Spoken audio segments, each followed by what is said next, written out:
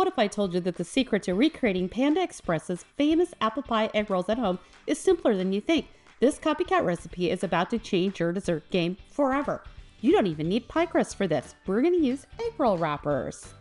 Now, these are easy to make. You're going to need Granny Smith apples, a little bit of lemon juice, cinnamon, sugar, cornstarch. You're going to stir these together. Then you are going to put these in a pot and let them cook for just a little bit. You want the apples to start to become tender. Next thing you're going to need to do is roll up the apple pie filling in the egg rolls. Now, the egg roll wrappers can be found at most grocery stores in the produce section. Sometimes they're in the other refrigerated section. Now, to cook these, you are going to fry them in vegetable oil at 350 degrees. But we're not done yet. We are going to put a delicious cinnamon and sugar coating on them. And there you go.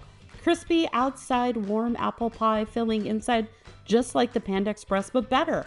Make these this weekend. And hey, if you like copycat recipes, be sure to come to copycat.com.